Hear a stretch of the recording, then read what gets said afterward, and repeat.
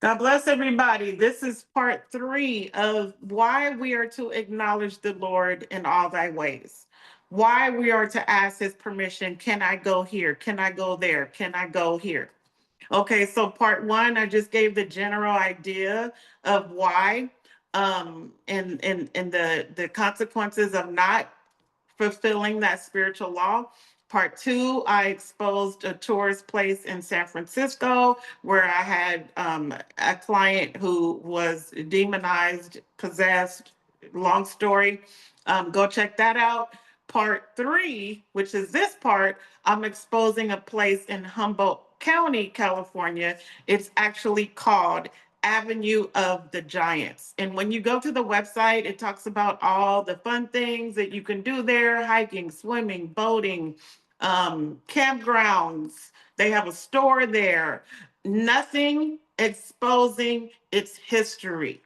Okay. And through deliverance, I found a woman came to me and she just wanted deliverance. She didn't even know why she needed it, but she knew she did. Okay. And some demons, many gods popped up. The Lord works kingdom by kingdom. Okay. So my ministry, I'm not just getting one demon out at a time. I'm getting a full kingdom, but we all have many, many kingdoms. And so when you sin, every time you sin, a new kingdom is set up. So can you imagine how many kingdoms we all have? But anyway, so she came to me and she just wanted general deliverance, and I started seeing many gods. And I'm going to go over just a few of what I saw. I can't name hundreds. I think it was like 150 demons in this one kingdom. Okay. So anyway, her mistake. Was it going to a fun place that's advertised as, no, no. Her mistake was, number one, she didn't cover in the blood. And number two, she didn't acknowledge the Lord, because he may have said, no, you're not spiritually strong enough to go somewhere like that, because of its background. And you'll understand why at the end of this video. Okay. So we are to acknowledge the Lord in all thy ways. In all your ways, acknowledge him. Ask permission. Can I go here? Can I go there? Doesn't matter how fun it looks, doesn't matter how beautiful it looks, doesn't matter how magical it looks, but acknowledge him before you make any decision. You don't even belong to yourself. If you're a believer, you belong to him. Okay, your body, your temple is his temple. All right. So it's promoted as a family place. Okay. And it takes over, I think, 31 miles or so of greenery, of forest trees, of it's nature. So if you love nature, you will love this place. Plus, if you have a family, you'll love it as well. Okay. But if you don't acknowledge, you don't know what's behind it. You don't know the land. You don't know if any curses. You don't know anything. Okay. So this part 3 is really shining the light on things that we couldn't possibly know in the spirit. All right. Through deliverance, I did find out that this used to be an Indian reservation. Okay. That's not even promoted on the website. But this is what I found out. Many Indian gods transferred. Many gods, many Indian gods, many just small g gods, um, many tribal gods. So it was eye-opening for the both of us. Okay. And at the end, the Lord had words. So I'm going to tell you the list of demons. It's going to be different for everybody. So I'm not going to name the whole 150, but I am going to name the ones that everybody will get. Okay, from going there at minimum. At minimum. All right. So the first one that I saw was a god named Artemis. I saw multiple gods. I saw Artemis, I saw Hercules, I saw something called the sleeping giant. I saw Tyrus, I saw Pagus, Arginus. I didn't even know some of these gods' names. Like I've been doing this for a long time and I see different gods where like people when they go to different nations, how they come back with different gods. But this was um the first time I saw it just from going to a family fun place. Other spirits I saw was Sardis, Androsynus, something called Androsynus, Arginus, tribal and other affiliated uh, entities, okay, that come in from Indian tribes, okay? Indian ancestry, that was an actual spirit, okay? Witchcraft, sacrifice to the other gods. This was an actual entity that came up. This is not just an action. This was an actual entity that came up and spoke through her. It said that it possessed her when she walked the land because these demons were actually in the very ground. Some of them were attached to trees. So our Argenis, it was actually a, a goddess, okay? And she actually said through her mouth, she actually said that she smelled me. So what? When she smelled the trees, because you know when you're in the forest or the greenery or you know that aroma, it smells good. So when she smelled the tree, she smelled her. It was the legal right. It came in through her nose portal. So there's demons that come in through 5 portals. We have our eyes, our ears, our nose, our mouth, and our privates. It came in through her nose gate. Yeah. Okay. Another demon had said that when she hugged the tree, she was going around hugging trees. I mean, major nature lover, I guess. She went around hugging trees, and every tree that she hugged, she got another spirit. They hide in the ground, they hide in the trees, they were in the atmosphere. Come on, somebody. She didn't use the blood and she didn't acknowledge. She also got something called strange curiosity. So this demon actually manifested and said that it actually came in when she was searching the actual location online. Again, she didn't cover the in the blood. She didn't cover herself and she didn't cover electronics. I have a whole video on cursed objects in the home and how our electronics, our portals, TV, phone, laptop, iPad, even the game consoles, portals. So she was already demonized before she even went, but not to the degree when she came back. When she came back, she knew because she was spiritually alert. So not everybody is spiritually alert. She happened to be spiritually alert and she knew something was wrong. Okay, another spirit that came in was wandering mind. And this spirit actually was giving her visions and fantasies of this place, like making her want to go, making her desire, giving her a desire to go. Ooh. We found many spiritual forest animals in the spirit. Spiritual animals, they're demons. And she had many animals that we had to get out. There were other things, but I'm just giving you like um, the basic knowledge to where if you don't cover in the blood, even if you go to a fun place, you don't know the history of that place. You don't know the background of the land. You don't know the history of the land. We found out that it was a tribal land, an Indian reservation land. So many Indians died there. Um, that's another thing. So she also had the spirit of death. But anyway, now that I said my part, I'm going to tell you what the Lord said about this. Okay. And I wrote it all down. I don't want to forget anything. Um, First, let me go back. He also showed us. He also showed us in the spirit.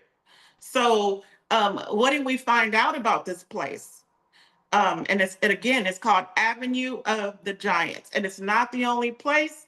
I'm just saying this is what happened in this situation, because she didn't cover in the blood and she didn't acknowledge. All right, these this is common. This is common. So the place is alive. Yeah. We were praying that day, and then the spirits came up, manifested through her, and said the whole entire place, the whole entire reservation, the 31 miles of all this fun that she didn't even know the background of the land is alive. All the trees are alive in the spiritual realm. All of the leaves are alive in the spiritual realm. The very air is alive. There's spiritual principalities and powers in the atmosphere, in the atmosphere. Okay. And the whole place is alive in the spirit. That's why when she hugged the tree, she got demonized. That's why when she walked on the ground, she got demonized. Does that make sense? Yeah, the spiritual realm is deep. It's a kingdom all of its own. So if you go there, you're going to pick up some very strong, powerful kingdom spirits. It's a whole entire kingdom there. It was dedicated to their gods. The Indians that were there, it was dedicated to their gods. Okay? And they're still there. I saw some type of throne there, but I couldn't distinguish it. So this was hours, okay, hours and hours for this session. I cast it out. I destroyed it exactly how I teach you to do the altars. That's what I did to the throne. Okay, and I destroyed it and burned it, scattered its ashes. Okay, but that was just in her walk, in her deliverance. If you go there, you're going to pick up the same things. Another thing that I saw in the spirit was it was a ceremonial site. Now you're not going to find none of this on the website. I I didn't know none of this. This is all things I'm seeing in the spirit. The Holy Spirit is showing me. It was a ceremonial site. Many rituals, many sacrifices. And they just rebuilt on this land. Come on, somebody. They rebuilt on the land and made it a fun family place, campground. I also saw that an Indian tribe really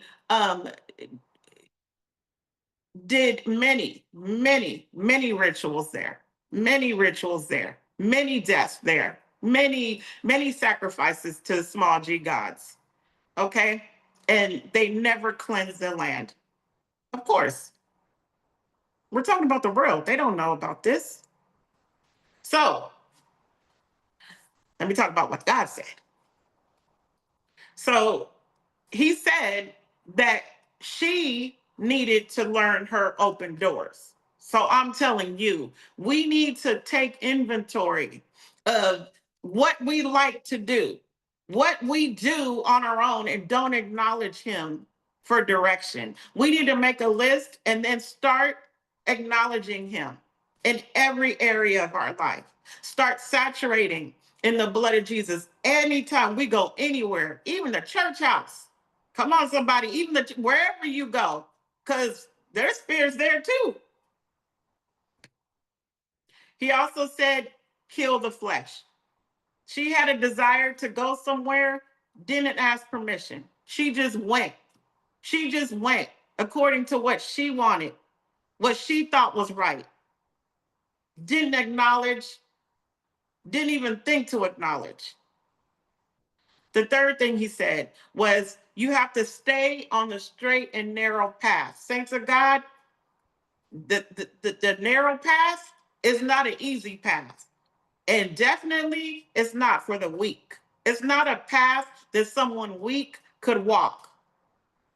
No, it's going to take strength, commitment, love for God, obedience, discipline, discipline, discipline. The next thing he said was, my people need to learn how to use my blood. I already explained that. The next thing he said was, combined with the blood, you put on the full and complete armor of God on every single day. You know what that does, saints of God? You know what that does? It's not a metaphor. It's something. When you say, when you wake up every morning and say, I put on the full and complete armor of God, you're putting it on your spirit man, not your flesh. You're not going to see it with natural eyes. Your spirit man is going to be protected. And the greater of a threat that you are in the kingdom of darkness, the more the Lord showed me that your armor can be dented. It can be dented. And one time, let me give you an example. One time, my armor was dented because the warfare is real. Come on, somebody. This warfare is real, whether you acknowledge it or aware of it or not. Okay. And one time my back was hurting real bad in the midst of doing deliverance all the time. And so I didn't really look at it as spiritual. I just thought that, I'm ripping and running and doing this and going here and going to this church and going to this house and doing this and doing Zoom and I mean, I'm tired. Okay. I'm tired. And I went into prayer, and the Lord showed me that I had arrows in my back. Arrows. It penetrated through the armor. It didn't break the armor, but it dented it. Okay. And so he showed me that, daughter, you need to put more layers of the armor on. Okay, the greater the warfare, the more layers. So when it dents, it won't be able to penetrate. All right. So I'm like, okay, Lord, well, how many layers do I do? He was like, you need 30. Just start there. And so now it became a part of me. I put on 30 layers of the armor of God, the full and complete armor of God. All right. The armor of God is like an amazing lesson that I will share one day. I'm not going to say when, because I don't know when, and I don't want you to be waiting for something. Okay. I have a lot that I want to present, but I've seen the armor in the spiritual realm, and the armor, if you're living an obedient life, surrendered life, your armor is gold. If you're living a lukewarm life, you basically have no armor. If you're in the world, you definitely, don't have no armor. And then if you are living a holy life unto God, but you have unforgiveness for anyone, I've seen people's armor be bronze. Yeah. Okay, so that is going to be a lesson. That is going to be a lesson, I promise, coming sometime in the future. The next thing the Lord said was, he wants his people to know is the basis of this whole series. Acknowledge me in all thy ways, and I will direct thy paths. Acknowledge me. I'm going to tell you where to go and what not to do. I'm going to tell you what to do, what not to do, where to go, where you can't go. Okay. And it's not to say, maybe he will let you go if you acknowledge him. If you go to this avenue of the giant's place, maybe you're strong enough in the spirit to handle it, to handle the demons there, to handle the gods there. I don't know. That's between you and God. My job is to reiterate the fact that we need to use the blood, we need to put on the armor, and we need to acknowledge him before we go anywhere for reasons such as this. God bless.